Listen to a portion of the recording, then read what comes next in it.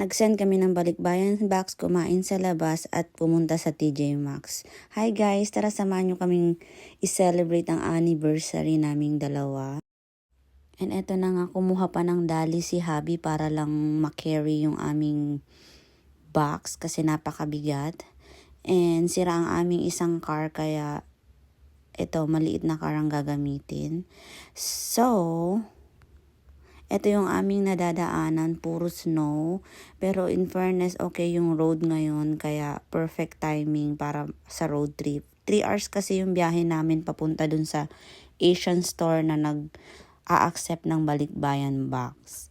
So ayan, nag-a-ask siya sa akin, lagyan ko daw ng juice yung kanyang vape. So nasa likod ako nakaupo kasi malaki yung box and hindi kasya sa back seat. So, no choice kaming dalawa kundi hindi magtabi. Pero okay yan kasi pag papauwi, magtatabi naman kaming dalawa. So, yan. Sa transit na ulit ako. And eto siya. Tingnan nyo yung dagat dito. Napakaganda nito pag summer. Pero tingnan nyo pag winter. Ice. Yellow. Nag-yellow. Yellow talaga siya. Mga 6 inch. 6 to 8 inches yan. So, yan. Kaya niyang ng sasakyan. Yung pwedeng makapag-drive ang sasakyan dyan. Pero, diba? Sino magta-try nun? Crazy. And then, ayan na siya. Diba? Ang ganda. Parang nasa langit ka na. And then, fast forward. Bilisan mo naman dyan. Ano na ang nangyari? Hindi ko na alam. And then, ito, ang ganda-ganda ng view. Breathtaking. Ewan ko ba, tuwan-tuwa ako pag nag-road trip kaming dalawa kasi ang ganda ng view, especially pag may snow. Pero ako ayoko ng snow, gawa ng unsafe siya mag-drive. Pero ayan, nasa backseat ako, tiktok lang pang pawala ng boredom kasi ang layo, 3 hours. So, para mabilis ang oras, nagtitiktok ako sa likod. And then, ayan, naihi ako. So, maganda dito, every mga 30 minutes or hindi ko alam kung may mga rest area. So, pag naiihi ka, nasi-CR, pwede kang mag-stop. Pwede ka rin matulog kung kailangan mong matulog. And then, ayan, binidyohan niya pala ako.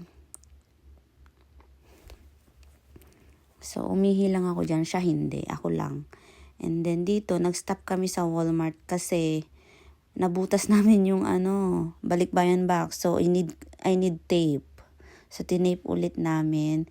And then, andito na kami sa big city. Pansin nyo, ang dami ng sasakyan. So, traffic na. Nakita nyo kanina, walang sasakyan sa road kasi nasa province. And then, ayan. Sabi ko, magdi-date kaming dalawa. So, kakain kami sa labas. And then, dito namin napiling kumain sa Texas Roadhouse. Kasi sabi ko kay Habi, gusto ko ng steak. So, ayan ang aking napakapoging asawa, napakabait, supportive. So, siya lahat. Siya ang umorder.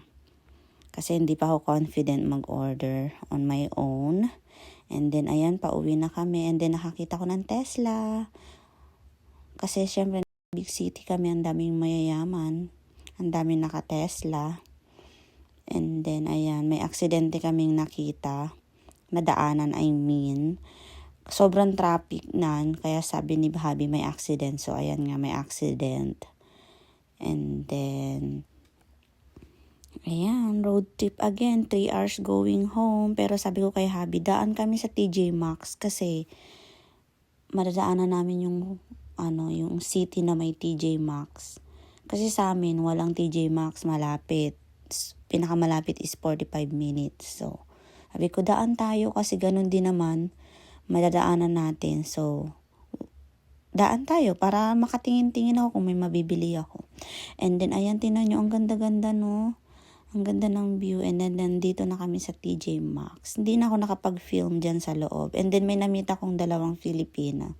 Magnanay sila. So, diba? Ang galing. Lucky. Magkasama silang dalawa. And then, ayan. And then, nandito na kami sa bahay. At ito na yung mga napamili ko.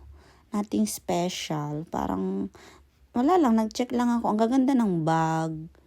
Ang ganda, ang daming magaganda. Pero sabi ko kay hubby, hindi ko naman kailangan kasi wala, gusto ko ngayong 2026 lalo kaming magtipid, tapos mag-save.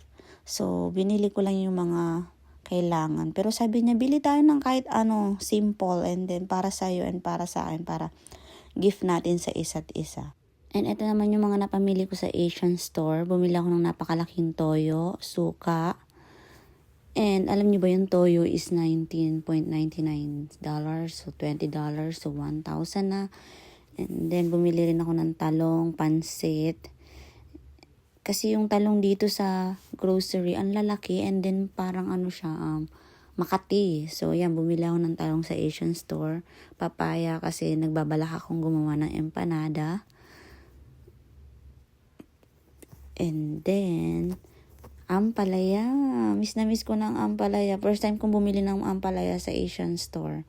Papatakimin ko din si Andrew. And then, sili. And then, mga seasoning. And may bangus ako dito na binigay ng aking Filipina friend. So, iluluto ko na siyang sinigang. And then, bumili rin ako ng mogu-mogu. Bibigyan ko yung ka-work ko. Kasi gustong gusto niya yan. And then, bumili ako ng napakaraming sardinas. Kasi nag-request si Andrew. Gusto niya daw ng sardinas. And then, ayan. Alam niyo ba, ang binayaran ko dito ay $95. And then, ayan. Alam niyo ba, ang binayaran ko dito ay $95. So, almost 5,000 para sa kakaunting grocery. Pero, worth it naman kasi pang matagalang usage ko na yan. And then, yung mga namimiss ko, nakainin. Ayan, nakakain ko pa rin siya dito. Bye-bye, yun lang. Thank you for watching.